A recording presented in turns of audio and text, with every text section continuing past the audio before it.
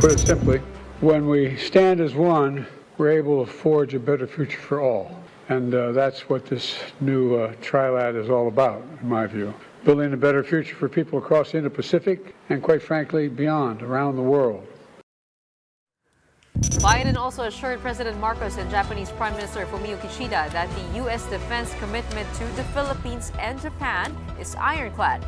They didn't mention China out loud, but in a joint statement after the summit, the three leaders expressed serious concerns about Beijing's dangerous and aggressive behavior in the South China Sea. For its part, Japan also vowed to step up its role in the world, beginning with a commitment to hold at-sea trilateral exercises. We have News 5 Shyla Francisco coming to us now from Washington, D.C. to give us the nitty-gritty on the three leaders' meeting. Hi, Shyla. What do you have for us tonight or this morning? Ladies, it's 8 a.m. here in Washington, D.C., just 40 hours after the trilateral meeting between President Bongbong Marcos, U.S. President Biden, and Japanese Prime Minister Fumio Kishida. As expected, the meeting centered on economic and defense ties, with both Japan and U.S. vowing to ramp up support to the Philippines and various areas. But of course, the security in the Indo-Pacific region was at the top of the agenda. Today, we commit to writing that story in the future together, to building the Indo-Pacific that is free, open, prosperous, and secure for all. This summit is being seen as a response to China's growing aggression in the South China Sea, especially after repeated run-ins with the Philippine Coast Guard in the Ayungin or Second Thomas Shoal area. There's also the threat of a conflict between China and Taiwan, both neighbors of Japan and the Philippines. U.S. President Joe Biden reaffirmed his country's commitment to protect both Japan and the Philippines should things escalate. And I want to be clear, the United States defense commitments to Japan and to the Philippines are ironclad. They're ironclad. As I've said before, any attack on Philippine aircraft, vessels, or armed forces in the South China Sea would invoke our Mutual Defense Treaty. For his part, Japanese Prime Minister Fumio Kishida underscored that the three nations are natural partners. He says the cooperation between the U.S., Japan, and the Philippines is important to maintain peace and stability in the Indo-Pacific region.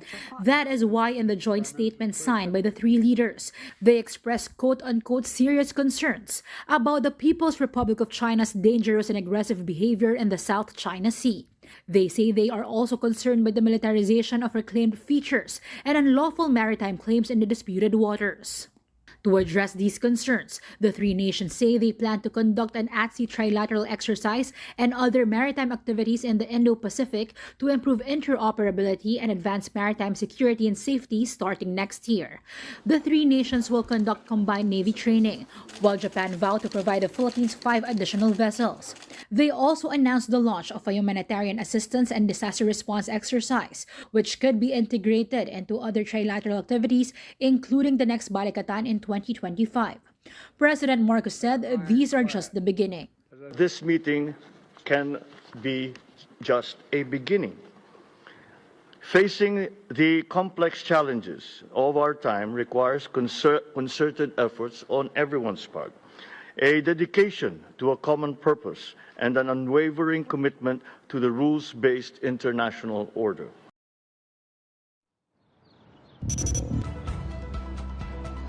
Ladies, aside from strengthening security ties, both Japan and U.S. vowed to pour in investments and support in the areas of infrastructure, cleaner energy, and technology. Now, for today, we are expecting President Bongbong Marcos to go to Pentagon to meet with the U.S. Defense Secretary Lloyd Austin, and after which, in the afternoon, he is set to meet with us, the media, before he flies back home to the Philippines. Ladies? Hi, Shyla. First of all, I wanted to ask whether or not China reacted to this trilateral or the three leaders' meeting. But first of all, I noticed your background is a little bit different today. You're not at the National Mall. And also, we're wearing the same colors. Thank you for being one with me in spirit. Where are you, Shyla? Is there any particular reason why you are standing there instead of in front of the Capitol or the monument?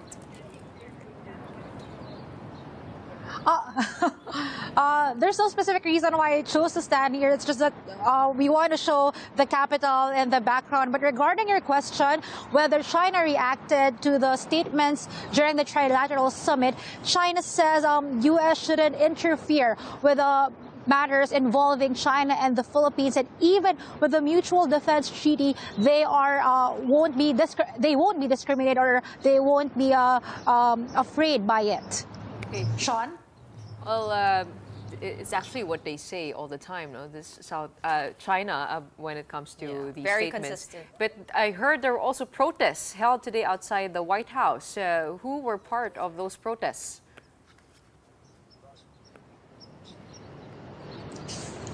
Gretchen, those protesters involve Filipino-American activists. They said the Philippines is not for sale. They fear that with the Trilateral summit, the powerful countries such as Japan and U.S. are just using the geopolitical location of the Philippines at the expense of the Filipino people. So they are protesting the whole Trilateral summit yesterday during at the White House. Sorry.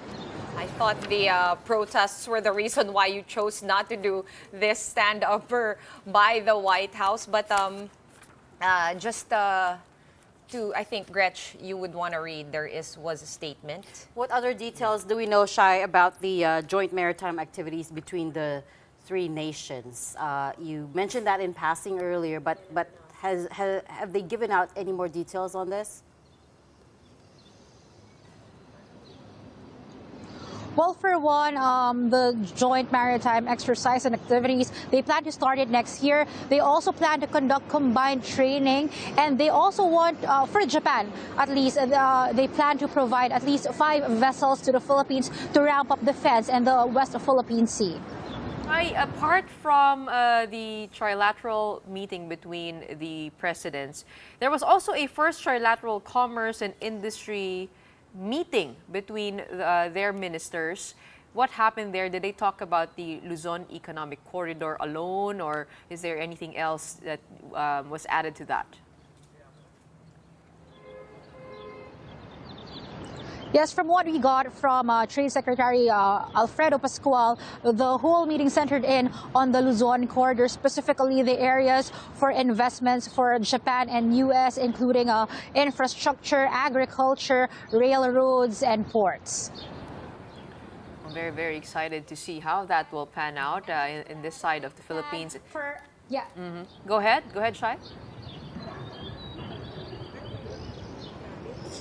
Yes, during the meeting, Trade Secretary Alfredo Pascual says the Luzon Corridor is aimed to make the Luzon area a center for logistics hub in the country.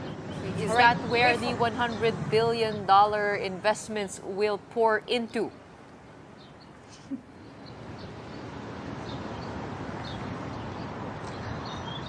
Well, it may be one, but according to Ambassador Romualdez, the $100 billion investments they are seeing is more on the semiconductor and technological equipment that both U.S. and Japan can provide to the Philippines. All right, thank you so much for joining us, Shaila Francisco, reporting to us live from Washington, D.C. in the United States.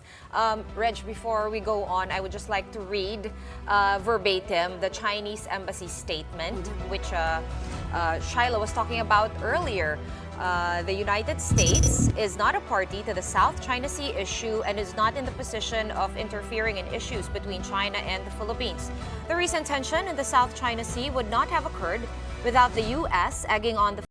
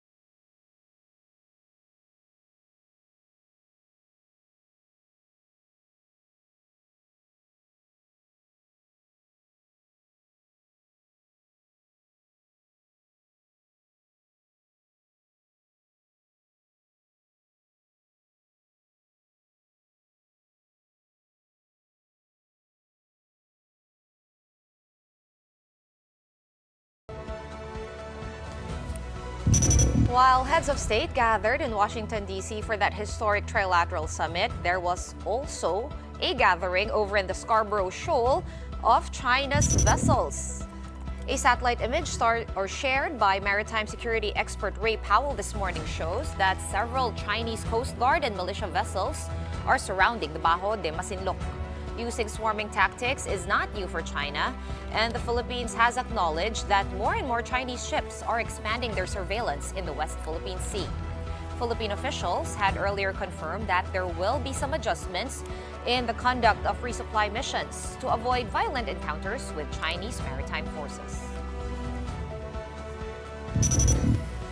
Now, to help us make sense of this first ever Trilateral Summit, we are being joined tonight by Park Strategy's Senior Vice President Shawn King. Shawn also previously served as Senior Advisor for Asia at the U.S. Department of Commerce. Good evening or good morning, Shawn. Thanks for getting up early and putting on clothes for us. Hey. Yes, I'm dressed. Thank you. This is a respectable show. Of course, I'm dressed. So we hear. And you're coming to us live from New York. I should point that out. Hence the time Yes. And difference. can I make a comment on Shyla's location in Washington, D.C.? Yes, sure, go please. ahead. So it ties into my bio because she's standing right outside the Department of Commerce where I worked from 2001 to 2006. Okay, you On see. her left would be the Woodrow Wilson Center think tank, the Federal Triangle Metro stop, and my old employment ground, the Department of Commerce. On her right is a Marriott. And behind her, that tower, that's the former Trump hotel that he sold to Waldorf Astoria. So maybe she's making some subtle political comment by being in front of a former Trump property. But Maybe she was. that's interference in U.S. political affairs. I resent this greatly. She we did do say like no to- particular reason. We do like to connect the Oh, dots yeah, here, yeah, but yeah, right. Okay. I think that might be a bit of a stretch, Shawn. But thank you for trying to, for giving us a better sense of All where right, she was. it's a Friday, just where having fun. Where she was standing. Listen, lots to talk about. JAFLAS. That seems to be the new acronym in town. That's Japan, Philippines, and United States. I'm seeing that being thrown around now. JAFLAS seems to be the new, brotherhood. What were your biggest takeaways from this Trilateral Summit? Biggest takeaways are really the political shifts in both countries. And no offense to Filipinos and your own choice to vote, but I think we're making up for lost time from the Duterte years. I remember 2016, when it looked pretty clear that Manila was going to win the tribunal in The Hague against Beijing, Duterte was already signaling that he would not prosecute the verdict, which if Manila won, which it did. And then he spent, 6 years sucking up to Beijing and getting nothing for it. And, Japan and the U.S. can talk all we want, but the fact is neither of us has a claim in the South China Sea. The Philippines is the only treaty ally of the U.S. that does. So without Manila interested in the South China Sea, it's really hard for us to say or do much. So I think most people expected Bongbong to kind of be Duterte light, but he's been a very pleasant surprise from a U.S. geopolitical view. So I think it's a reinvigoration of the Philippines-U.S. alliance, which is in line with Filipino public opinion. And I think also with the possibility that Trump may come back next year, they're trying to bank and institutionalize as much of this trilateralism as possible. But really, were Trump to win, he's going to do whatever he wants, regardless of what happened at this summit. But I think it's a really good sign that the Philippines is back and America realizes we need the force multiplier as our allies, and the more, the better. And I'm sure Beijing is unhappy, but too bad. Well, the Philippines, U.S., and Japan held its first ever trilateral summit. Historic, also not just in the security end, but also on the commerce end. Can you put that into perspective for us from the U.S. point of view, what it took to get here, to get the three parties at the same time, and just with the context of what's happening in the region? Well, the Philippines is not part of the CPTPP, which the U.S. unfortunately left under Trump. And still, mainland China is the Philippines' #1 market and has not divested itself from the PRC the way, say, South Korea has.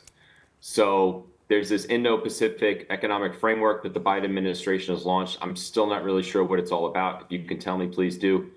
So we need to give the Philippines a reason beyond just politics and defense to more closely integrate with us and not be dependent on the PRC and then be vulnerable to economic coercion. So I don't know what went into all these negotiations, but the more economic opportunities we can give between our two countries, the better it makes the the cause for staying close together all the more. So, Shawn, aside from, EDCA, the bases, what does the Philippines bring to the table? A lot of people, a lot of naysayers are going to say, or exactly what China has been saying, which is we're allowing ourselves to be quote-unquote U.S. puppets. But I'm pretty sure the Philippines does have more to bring to the table. Obviously, we're not as economically advanced as the United States or Japan. Can you tell us what the bigger guys might be seeing in the Philippines? Well, obviously, we see a democracy, freedom of religion, freedom of speech, freedom of assembly. And anytime you have a democracy on your side versus an authoritarian regime like China, that's good. The situation, the bases are very important. Biden's gotten use of 4 more bases under the agreement, which could be used in the case of a Taiwan contingency. I noticed that Bongbong congratulated President-elect William Lai by name after his victory in Taiwan in January, which really upset Beijing a lot. And again, the fact that we now have an ally of ours which has a South China Sea claim firmly back on board, pushing this issue, standing up to Beijing where we can, is very important. Vietnam's good, but it's not a democracy, and we don't have any kind of treaty alliance with Vietnam. So to have Manila back in our camp is really vital. In relation to what Shawn mentioned, China's viewed the Philippines as a U.S. puppet.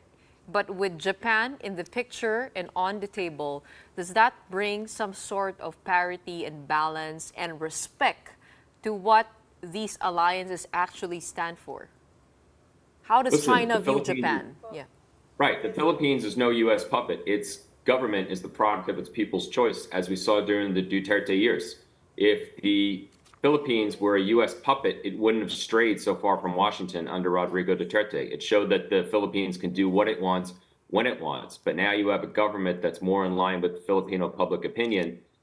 And the fact that Japan is so involved shows that this is a coalition of the free world and democracies and not U.S. imperialism. So, I wouldn't waste your time trying to justify or argue against Beijing's unfounded claims. Remember, their government's not even elected by their own people, so who are they to be telling the Filipinos what they should be doing?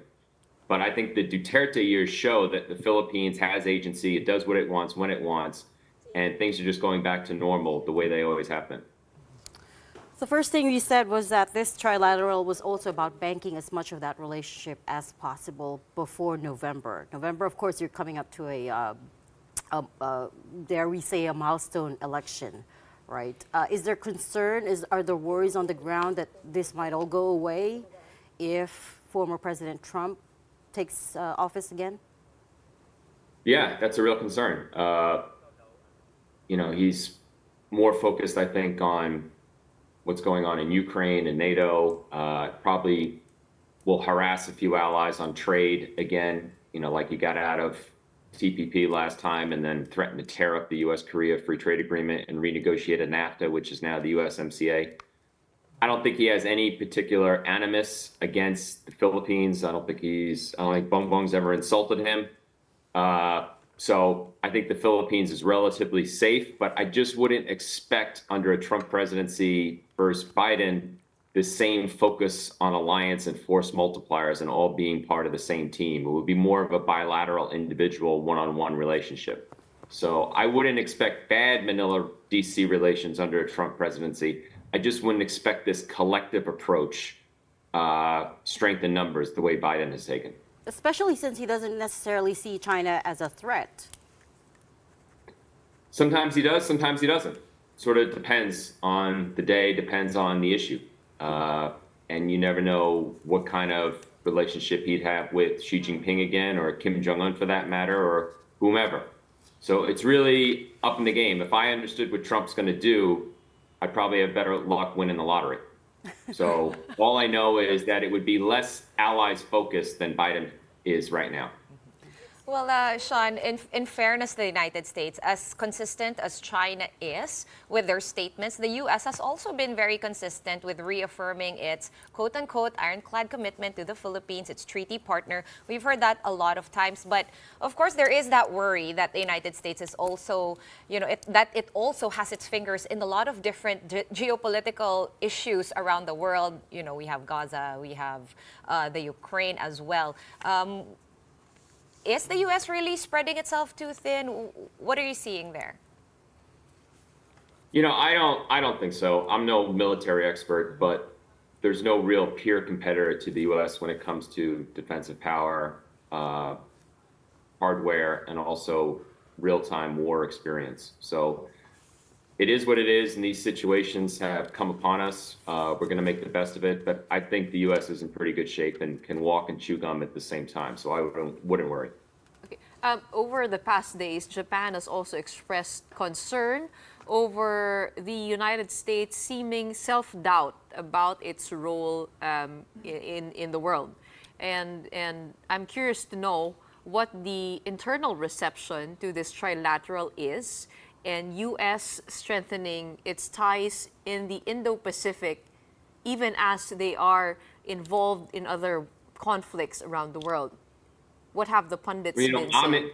Yeah, I follow this issue. I'm into this, but sorry to say, most Americans are not following the Trilateral Summit as closely as we are, and probably even less so Kishida's speech to Congress, unfortunately. But I watched it in full, and I liked it. I mean, it was like a good pep talk, a good encouragement for the American people. Don't get so down on yourselves. Don't be fighting amongst yourselves. We need you more than you realize, because I'm sure, Japan has really gone in with the U.S. on Ukraine. Like, if you look at past Japanese prime ministers like Abe, they tried to have friendly relations with Putin because they thought they could reclaim what's called the Northern Territories in Japan, Japanese territory that the Soviet Union took after World War II and Russia still occupies today. But I think Kishida's given up on that, has firmly aligned himself with the United States in supporting U.S. efforts in Ukraine. And he must be very distressed by the debates in Congress that he sees, which considers cutting off funding for Ukraine. And I don't always see the connection, but he says, Ukraine today, Taiwan tomorrow. This is what's going to happen if there's a conflict somewhere in East Asia. So I think he's concerned about some of the isolationist rhetoric coming out of the U.S. and wanted to cheer us up and tell us to be strong. I just don't know if anyone's listening. Right. And just like over there, Shawn, most Filipinos also don't really feel all this tension in the West Philippine Sea and all these geopolitical issues. Economic issues are very, very close to most Filipino citizens' guts. Most people who live here are having a difficult time, as you would know. How soon do you think would all these economic agreements start to take fruit? Like you said, this is included to try to win us over, so to speak. Just wondering if there was a timeline or when we can expect to see some of these, on the business side, agreements start to take root. I wouldn't say win over. I think Philippines and U.S. have already won each other over. We're already friends. I think this just gives us more reason to stay fully entrenched. As far as the timelines, I'd have to look, but I really don't know. Sorry.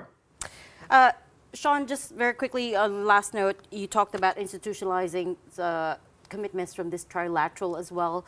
What are some of the things that you'd like to see? And again, bearing in mind that President Biden has just about over 7 months left in this first term. But immediately, what are some of the things that needed to be done? I'd like to see regular scheduled exercises among the three countries, perhaps in coordination with Australia. And I know it's a political season, and it's going to be tough to travel before the election. But as soon as possible, I'd like to see a U.S. president visit Manila and maybe have the three leaders meet again somewhere in Asia, either in Manila or Japan. Maybe dedicated some staff to this at the embassy, some kind of envoy. But I think the regular exercises in the region are what's going to count most.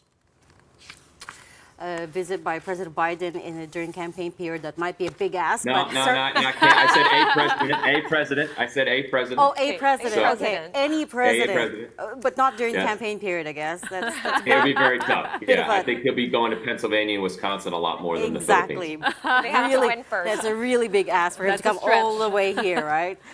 We're going to have to leave Right. that there for now. Thank you so much for all your insights. Shawn King, Senior Vice President of Park Strategies.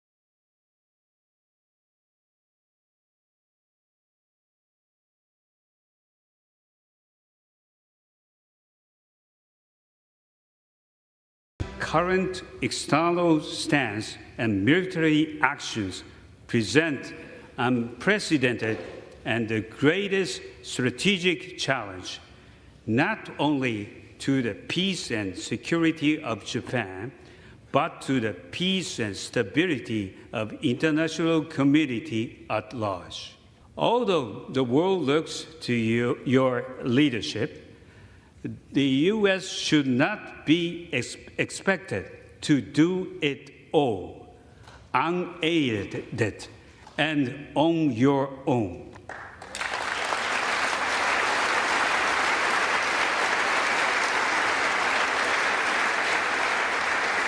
Yes, the leadership of the United States is indispensable. Without the presence of the United States, how long before the Indo-Pacific would face even harsher realities? Ladies and gentlemen, as the United States' closest friend, Tomodachi, the people of Japan are with you side by side to assure the survival of liberty. Here to help us dissect Japan's participation in the Trilateral, we have with us on the show Saya Kiba, Associate Professor at Kobe City University of Foreign Studies. Good evening, Professor Saya. Thank you so much for joining us. Good evening from Japan, and thank you very much for having me tonight. There we heard Prime Minister Fumio Kishida's words, the re-emergence of Japan in global affairs, as well as the stronger tone that the country has been taking on, has been quite noteworthy and has been highlighted, in fact, in the bilateral meetings over the past days. Tell us what's been your takeaway and what's been significant for you in this Trilateral summit? Well, of course, as Shawn mentioned, the three countries are all democracies, and then Japan and the Philippines shares the same maritime issues, the maritime problems, and then we share the same value and interest in the ocean. Of course, the U.S. and Japan is the allies, but even without the U.S., in the past decade, the Philippines and Japan had expanded the bilateral defense cooperation since, I think since the 2013, when the Typhoon Yolanda hit the Philippines. As a Filipinologist of Japan, I really would like to emphasize that our bilateral defense cooperation started from the humanitarian assistance, disaster relief, those kind of non-traditional security area, and then gradually expanded to the hard security or the defense equipment transfer from Japan to the Philippines, such as the air radar system of Mitsubishi. So now the Philippines is a very, very important strategic partner of Japan, and the Philippines is a very close Japanese water. You know, the Philippines is always observing Japan, and then the Philippines is a like-minded country. So we would like to expand the more cooperation with the U.S. plus the Philippines as a critical observer of Japan and the U.S. For us, as Shawn mentioned, the trilateral cooperation should be institutionalized. So this summit is the first step to institutionalize, to regularize our dialogues, to keep the momentum of those trilateral interests, to keep the momentum of dialogue for the common interests and common issues. And for us, for the Japanese foreign policy is quite constant, and we have a continuity even after the change of the leadership or prime ministership. But for us, the U.S. and Philippines, the foreign relations is not very, stable. Not always stable. They change a lot when. Depending on who is in the top. So the regime change, regardless the regime change or the leadership change in the U.S. and the Philippines, we should continue this kind of institutionalized framework of cooperation. You're absolutely correct in pointing out that Japan has always been one of the Philippines' strategic partners. In fact, it is the top source of official development assistance. And the money that has come through JICA, for instance, has gone to very critical infrastructure. But I'm just curious, in terms of, let me just press you a little bit on the timing of it. May I just ask, when Prime Minister Kishida says we are ready to step up and we're ready to be a global partner to the U.S. to maintain international order, what should we take away from that?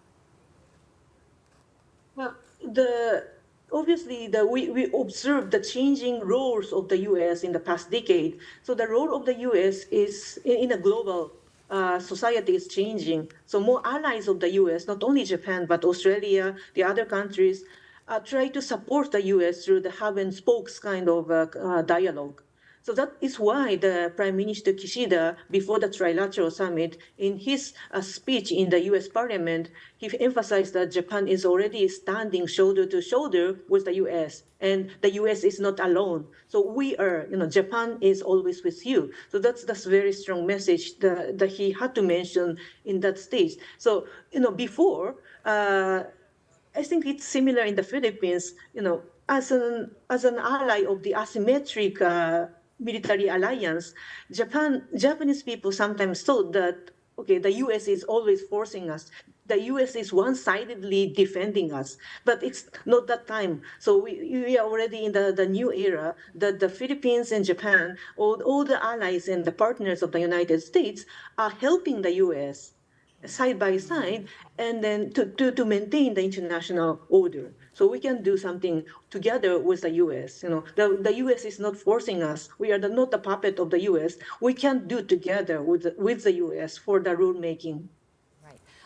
Saya, Prime Minister Kishida said, without the United States, how long before the Indo-Pacific suffers more?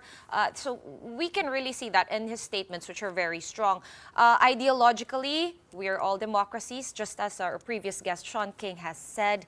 And Prime Minister Kishida also said he wants to ensure the survival of liberty. How important is it for Japan as a country to uphold democratic ideals and to make sure that democracy still prevail and liberty still prevail? We are familiar, of course, economically with Japan, but in terms of this, I think it's kind of new to us. As Regina pointed out, the timing, now Japan is stepping up more in another sense. What can you tell us about Japan's view on upholding democracy around the world? Well, it already started during the Abe administration in 2012 or 2013. So the democracy prevailed in the Southeast Asia, particularly in Southeast Asia or Indo-Pacific, is critically important for us in terms of maintaining, particularly for maintaining the rule-based international order in the maritime affairs, or to maintain the Indo-Pacific, the free and open Indo-Pacific.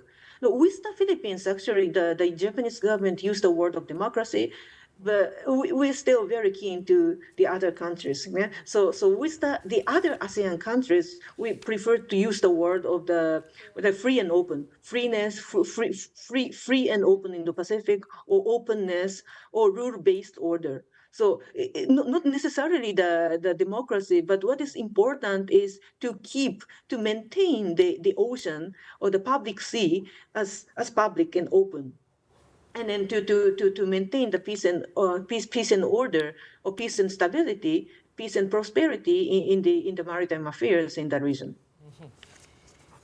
Is there, just very quickly, Professor Saya, is there popular support on the ground in Japan for this change in strategy, just change in foreign policy? When Prime Minister Kishida says we are ready to step up, we want to be a global partner to the U.S. in maintaining international order, is there popular support on the ground?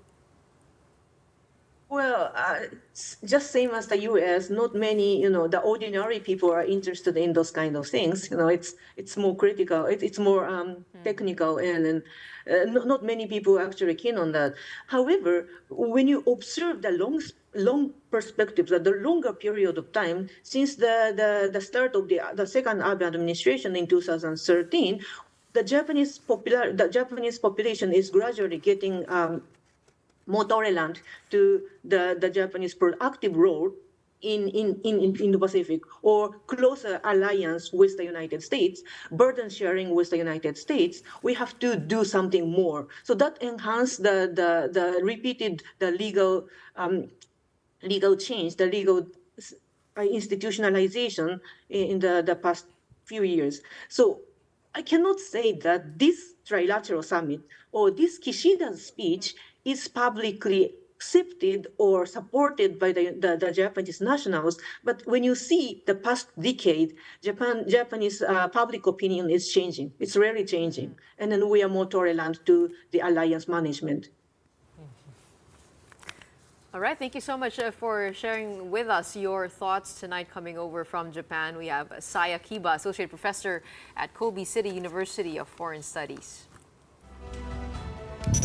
Pausing for another quick break for now, but when we return, we'll be looking into former President Rodrigo Duterte's exclusive interview with Global Times, where he urged the country to turn back from its detrimental path with China. That and more when we return. Keep it here.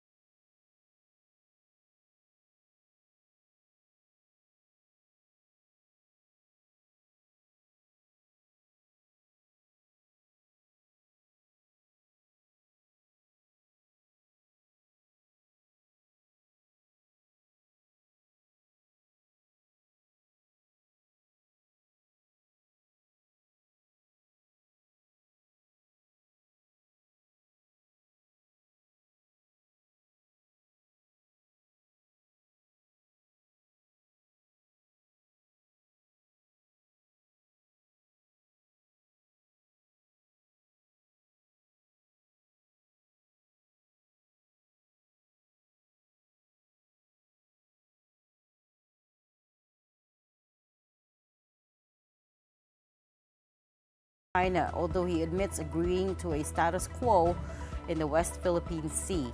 Here's that soundbite. But let me be very clear on this. We have not conceded anything to China. There might have been exchange of control over the China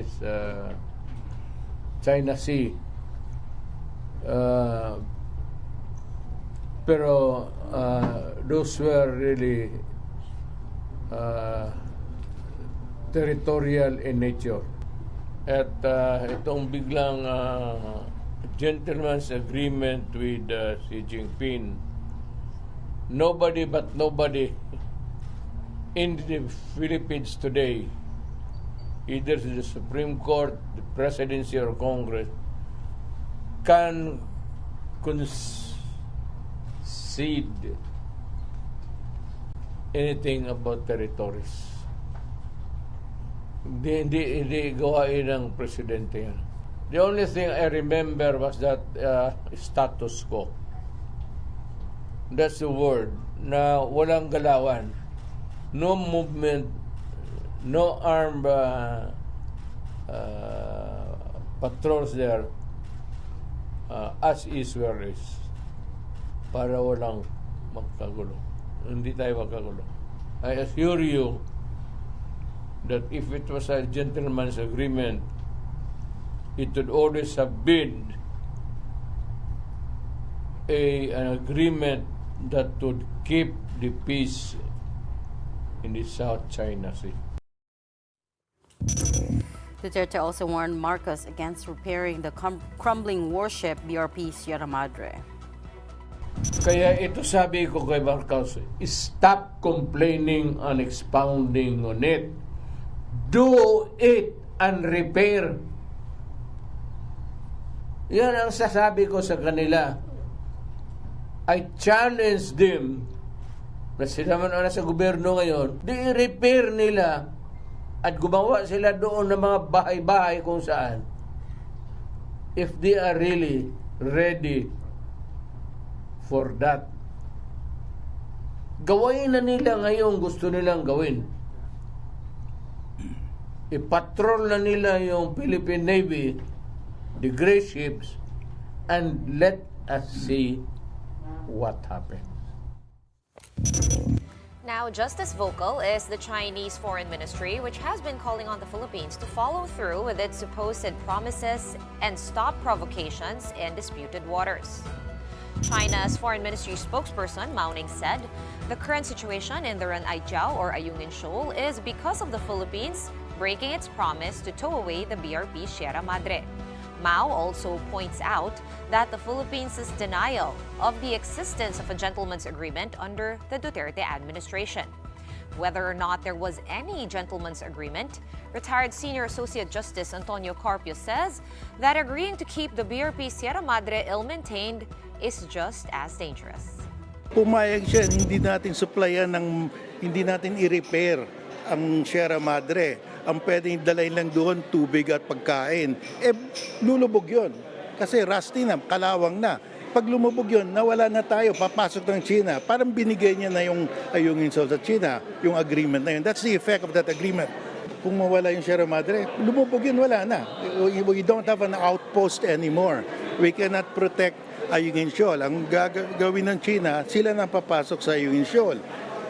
We lose another feature in the South China Sea.